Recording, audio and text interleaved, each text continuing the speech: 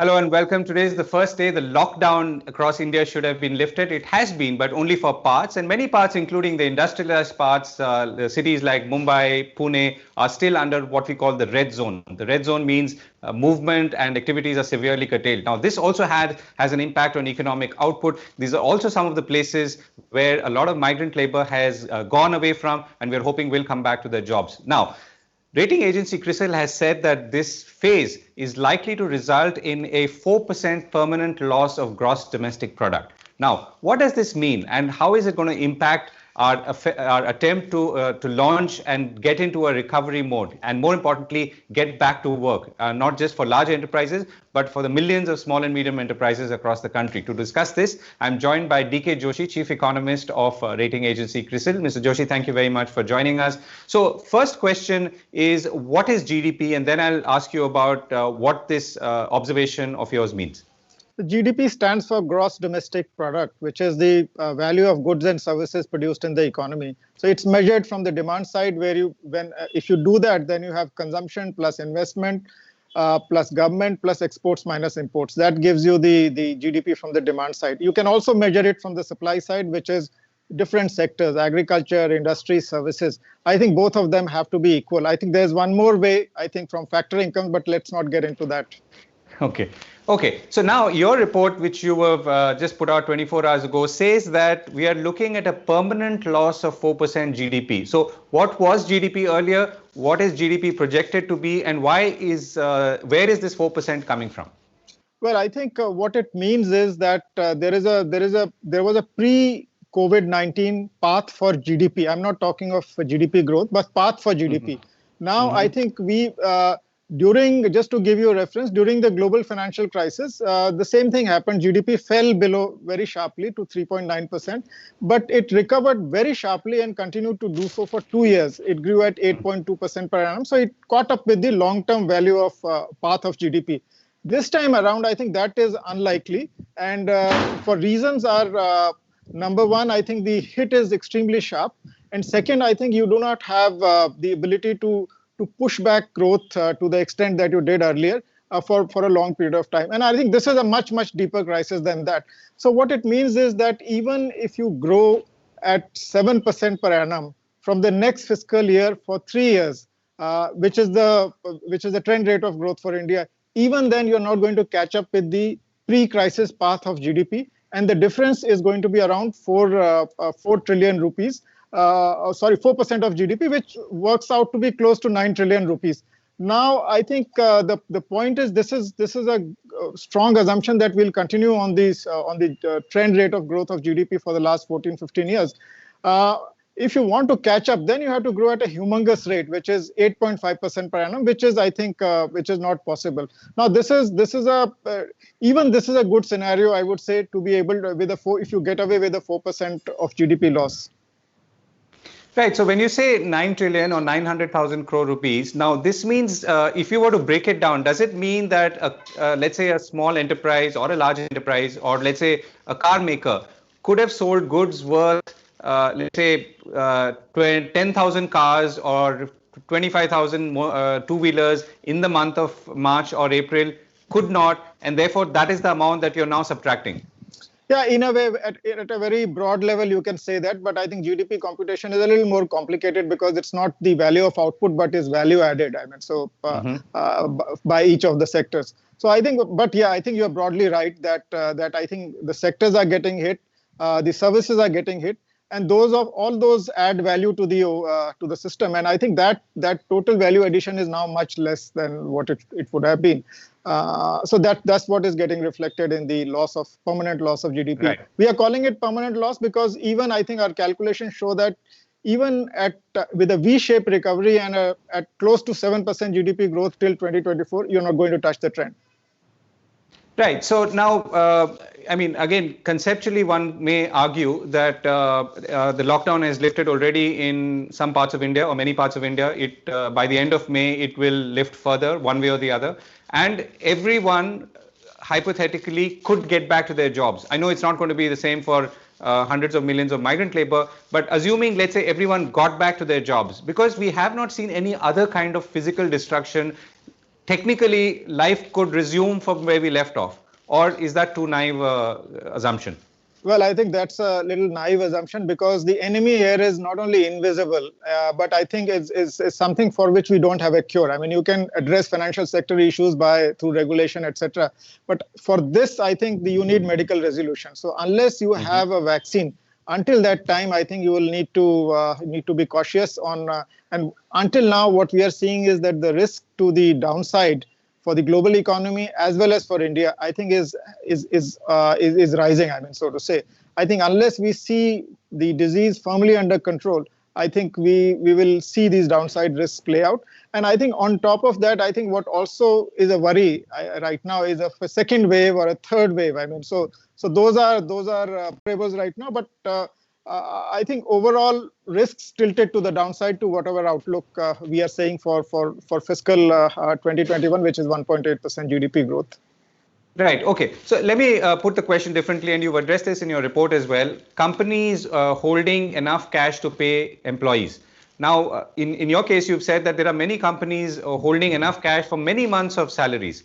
So assuming again that everything is shut down as it has been, why could not these companies only pay salaries, which is the critical component, and maybe there are costs to reviving physical infrastructure, but let's say salaries are the key component right now, and that's what will bring back demand. If salaries are paid mostly and people are able to come back, assuming with some restrictions, again, why is it not that we will move into recovery faster?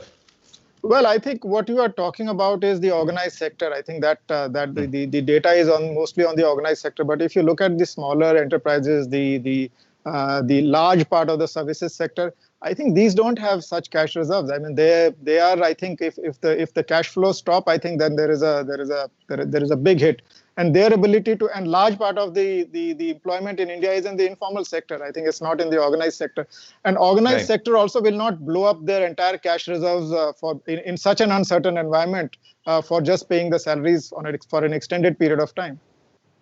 Right, yeah. So the figure, for instance, that you have is 465 million workforce that India has. Of this, almost 415 million is the informal workforce, which also includes the services sector. That's right. That's right. And I think these people are, many of them are casual laborers. And even I think what's interesting is that even people who have regular salaries, I think about 38% of them don't have wage contracts and they don't have social security. So clearly, I think we have a very large vulnerable population in this country. So are you able to estimate, Mr. Joshi, what is then to go, again, to delve into that 900,000 crore figure, what is the extent of permanent damage likely to be? Or, companies which will face hard times and will not be able to come out, or will come out only in a very, very severely impaired way? Well, I think it's very hard to get to that level of granularity. But I think there is, from a conceptual level, there are some things for which the demand will disappear forever. I mean, cinema halls or sports. I think you can't create that. I think there may be pent-up demand for manufactured products which can be bought later. But there are a lot of services which will not be visible. I mean, you have to, let's say, even I think just take the case of hospital beds. I mean, if they are not utilized, they are not utilized.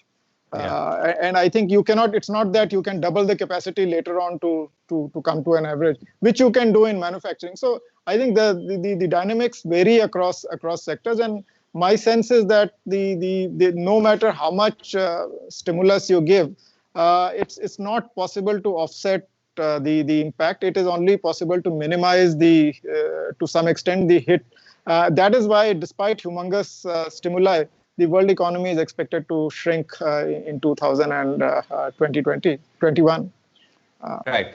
And hospital is a good example. You know, I've been interviewing the Secretary General of the Association of Healthcare Providers of India, and they've been telling me for the last 1 month that shutting down of elective surgeries and keeping beds for COVID on standby is a good thing, but is also causes a severe dent to their income and profitability. Yeah, which is very difficult to recover in future. I mean, because you can't scale up so quickly. I mean, so there are parts which will get damaged partially, parts which will have a longer term repercussion, and then behavior of people will also change. I mean, whether people will go out and go to cinema halls, for instance, or or will be willing to go out to stadiums to watch football or any other, I think, sport activity. Right. I think all that will also play out for some time, unless I think this is completely history, which is some time away. Right. So agriculture is a sector which employs a substantial part of our workforce, supports half our population. That is something that you're saying is in a little better position or better placed than manufacturing or even services. Well, I think the reason is that I think one, you got a good Rabi harvest, and I think agriculture activity can still continue. I mean, unlike the manufacturing, I think once you have done the sowing, I think you have to water and fertilize, and crops can keep growing. So it doesn't require, I mean, the kind of human interface that is required in other parts is not required in I'm not saying that people don't work in agriculture, but it's of a different kind.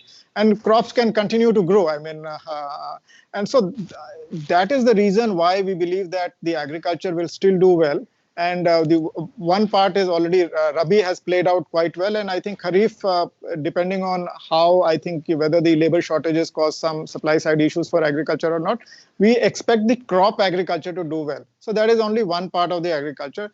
But for fruits, vegetables, I think for floriculture, etc., it could be a little more hardship, because I think for some of them the demand will shrink. For instance, for flowers, I mean, no marriages, no, and I think we also I think even temples, etc., consume a lot of flowers. So I think those activities are restricted. The fruits and vegetables, I think, are perishables, so they require very good supply situation. I think so. If you focus on that, then I think the producer can produce and the consumer can consume, and you can't live without it. So it's a food and is an essential item. So I think so all effort will be towards preserving this part, and it can also be preserved. So I would say that agriculture is one segment which will grow positively for sure. I mean, this year, unless the supply disruptions completely overwhelm you. Right. Last question. So to come back to that 900,000 crore figure, so this is lost. Now, how is this loss distributed in a real sense? I know that we are all bearing some price of some part of it or some portion of it, but how does this loss get distributed, and what and how can the government come in now that we or even you've mentioned fiscal stimulus as a solution? Well, I think we are baking in some fiscal stimulus into our base case, which is much more than what government is currently giving. So I think so. Even for this number to play out, I think you need some reasonable degree of fiscal stimulus beyond what is being offered. Now, distributing it, I think, is a little. I mean, we have not gone that granular, but I would say that I think among different categories it will play out differently. I think the vulnerable sections will get hit more. I mean, there's no doubt about it. The airline industries, the hotels, restaurants, I think they will be hit more. The production of essentials, I think, will not suffer that much. So it will vary. I think the stringency of norms is more towards non-essentials. So I think in a way, non-essential part of which is regarded as non-essential will be hit hard. And I think airline is one example which I think will be hit. And then you have automobile sector. I think the first quarter will not look good for them at all. I mean, it will be quite bad, I would say. And I think similarly, I think some segments, let's say pharmaceutical, etc., I think they will, or FMCG, they will not be hit that hard. I mean, so the impact will vary across depending on whether you are an essential or a non-essential. Mr. Joshi, thank you very much for speaking with us and sharing your insights as always. Thank you, Govind. It was a pleasure. Thank you.